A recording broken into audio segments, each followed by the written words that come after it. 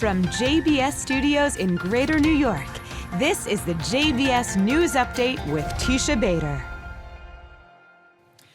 I'm Teisha Bader with the JBS News Update for Tuesday, November the 7th, 2023. Israeli troops continue fierce battling against terror group Hamas in Gaza. The IDF said its fighters took control of a military stronghold of Hamas in the northern Gaza Strip in the last day, saying anti-tank launchers and missiles, various weapons, and intelligence materials were also located at the outpost. Israeli airstrikes took out a squad, the IDF said, of about 10 terrorists, and the IDF said troops continue to locate and destroy Hamas terror tunnels.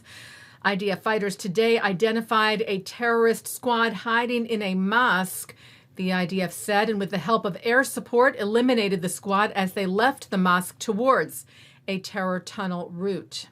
Israeli Prime Minister Benjamin Netanyahu, in an address to the Israeli public tonight, praised the determination and morale of the IDF in its fighting Hamas in Gaza and stressed there will not be a ceasefire without the return of our kidnapped. Gaza civilians continue to evacuate at Israel's urging. COGAT, the Coordination of Government Activities in the Territories, shared video this morning showing thousands passing through the evacuation corridor the IDF opened for civilians in northern Gaza to move southwards, and showing trucks carrying hundreds of tents for the humanitarian zone set up by the IDF, adding that water, food, and medical supplies are sent to the humanitarian zone daily. Meanwhile, rocket barrages from Gaza continue today at southern and central Israel. No injuries were reported as of this time. A slew of rockets were also fired at northern Israel from Lebanon, the IDF shelling targets in response. A number of families of hostages being held by Hamas in Gaza delivered remarks today on Capitol Hill, alongside House Republicans led by House Speaker Mike Johnson, who vowed continued support for Israel.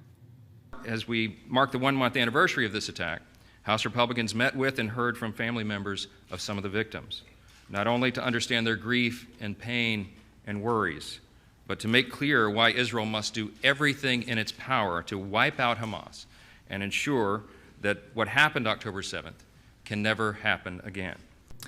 Well, memorials and tributes continued today, marking the Shloshim, the traditional Jewish mourning period of 30 days, or 1 month, since the savage Hamas massacre of October the 7th, and 30 days of captivity for the approximate 240 men, women, children, and babies being held hostage by the Hamas terror group in Gaza. Israelis stood for a moment of silence to remember the victims of the massacre. A special prayer service for peace and for the captives' return with family members of the hostages took place tonight at the Kotel, the Western Wall, in Jerusalem's Old City. Memorials were also seen in places like Rio de Janeiro and Croatia. Hundreds protested outside United Nations headquarters in New York City today, demanding the release of the hostages. And last night in New York, over 10,000 people gathered for a vigil and rally organized by the UJA Federation of New York to mark the traditional Jewish mourning period and demand the release of the hostages. A number of Jewish celebrities like Deborah Messing and Elon Gold spoke, as did political figures like Senate Majority Leader Chuck Schumer, sharing support and solidarity. I say as the Shomer Yisrael, that's my name, Schumer. It means guardian or watchman in Hebrew. I say as Shomer Yisrael in America and in Israel, Am Yisrael Chai. In America, in New York, we stand by Israel. We will not let her down.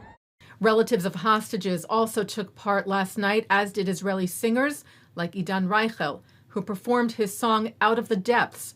Behind him, images of those being held hostage by Hamas.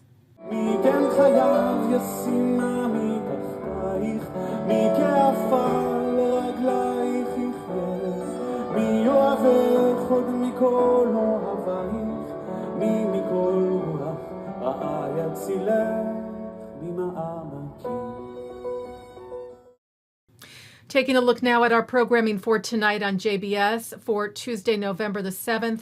At 7 o'clock, Shahar Azani speaks with Eric Mandel, who shares his insights on the challenges facing Israel in its war against Hamas and what can be done about them. At 8, panelists talk about how European Jews initially responded to Nazism and fascism as Europe descended into war in 1939. At 9, Holocaust survivor Eugene Aryeh Lebovitz on the Chaim. At 10, Holocaust scholar Rafael Medoff talks about why he says F.D.R. failed to save European Jewry during the Holocaust. And coming up next, it's the ILTV's Insider. And that's the JBS News Update for Tuesday, November the 7th, 2023. I'm Teisha Bader. Am Yisrael Chai.